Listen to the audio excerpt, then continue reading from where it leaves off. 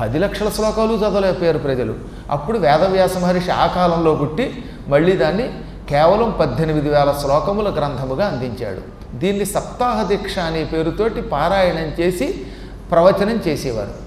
ఓసారి ఏం జరిగింది, దక్షుడు పూర్వజన్మలో ఒక ప్రజాపతి, ఆయనకప్పుడు రుచికుడు అని పేరు.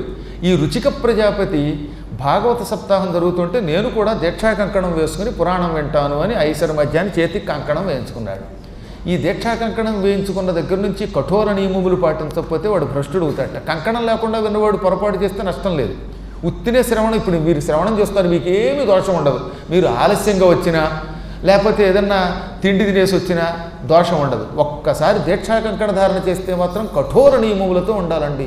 వేళాకోళం కాదు, నియమాలు తెప్పాడా ఇక వాడికి వచ్చే నష్టం అంతా ఇంత కాదు. భాగవతంలో నియమాలు ఉల్లంఘిస్తే పిశాచి జన్మలు ఎత్తుతారట. ఎన్ని చెప్పాడు తెలుసా మీకు? భాగవతానికి కంకణం వేసుకుని బ్రహ్మచర్య దీక్ష విడిచిపెట్టాట ఒకడు 100 జన్మలు నపుంసకుడే పుట్టాట ఒక్కరోజు బ్రహ్మచర్య దీక్ష విడిచిపెడితే. అందుకనే దీక్షా కంకణ ధారణ చెయ్యాలి అంటే కొన్ని నియమాలు కఠోరంగా పెట్టుకోవాలి. అలా పెట్టుకున్నప్పుడే మనం బాగుపడతాం, దానివల్ల లాభమే.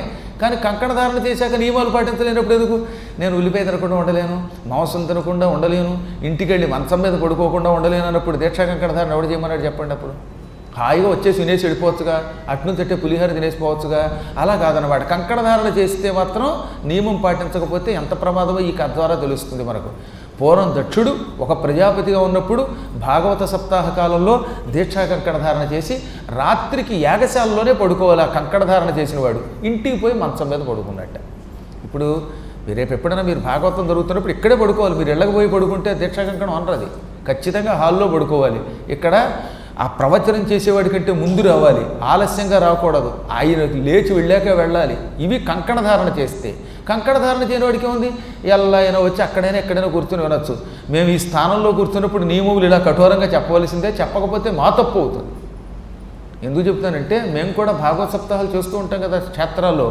క్షేత్రములలో ఒకసారి దీక్షా కంకణం చేశాక అక్కడ ఎలాగో తీర్థయాత్రే కాబట్టి ఎవరు ఇళ్ళకి వెళ్ళే అవకాశం లేదు. ఇప్పుడు మేము నైమిషారణ్యంలోనూ ఏ రాజస్థాన్లోని పుష్కరమో లేకపోతే బృందావనంలో చేసామనుకోండి, బృందావనంలో అందరూ అక్కడే ఉంటారు, హాల్లోనే అక్కడే పడుకుంటారు, ఆ రూముల్లోనే ఉంటారు. కానీ ఇలా ఇప్పుడు మీరు రేపు గుంటూరులో చేస్తున్నారు, మీరు రాత్రికి వెళ్ళకపోయి పడుకుంటే దీక్షా కంకణ ధారణ చేస్తే అది ఎంత దోషమో తెలుసా? ఇక్కడే ఎక్కడో ఒక చోట ఒక హాల్లో పడుకోవాలి. అందరికంటే ముందు రావాలి మీరు, ఏది పురాణం చెప్పేవారి కంటే. ఆయన స్వస్తి అని లేచి వెళ్ళాక అప్పుడు వీళ్ళు వెళ్ళాలి. ఈయన లేవగానే మీరు పొలం లేచిపోయారనుకోండి, ఇవన్నీ నియమోల్లంఘన అవుతాయి. ఆహార నియమాలు పాటించాలి. వాళ్ళు పెట్టింది తప్ప నువ్వు ఇంటి దగ్గర మళ్ళీ ఇంకొక పదార్థం ముట్టుకోకూడదు. ఏ వేళకోణమా మరి? కొన్నింటి విషయాల్లో అలా చెప్పారు. మళ్ళీ తక్కిన పురాణములకి ఇంత నియమం ఉండదు, ఒక్క భాగవతములకే ఉంటుంది. ఎందుకంటే భాగవతం ముక్తి గ్రంథం. భాగవతం అంటే ఇటు దేవీ భాగవతం మరియు శ్రీకృష్ణ చరిత్ర ఉన్న భాగవతం, ఇటు రెండింటికి కలిపి భాగవతం అని పేరు. భాగవతం అనుకున్న నియమములు అంత గొప్పవి. భోజనము ఇలాంటివి చెయ్యొచ్చు, కానీ ఆ భోజనం మళ్ళీ నియమబద్ధంగా ఇక్కడ వండబడింది చేయాలట. ఆ కాలంలో నూనె వాడకుండా ఉండాలట, నేతితో తయారు చేసిన పదార్థం తినాలట. ఓరి నాయనో ఎన్నున్నాయనుకున్నారు మరి నియమాలంటే. ఆ నియమాలు ఉల్లంఘించి పాపం దక్ష ప్రజాపతి రుచికుడు అనే పేరుతో ఉన్న కాలంలో ఇంటికి వెళ్ళి మంచం మీద పడుకోవడం వల్ల, ఈ కాలంలో గమన విరోధం అంటే గురువుగారి కంటే ముందు వెళ్ళిపోవడం వల్ల ఆ దోషంతో ఆయన కొంతకాలం పాటు నరకానికి పోయాడు. ఆ నరకం అయ్యాక మళ్ళీ భూలోకంలో పుట్టాడు. ఆ తర్వాత కొంతకాలం శివోపాసన చేశాడు.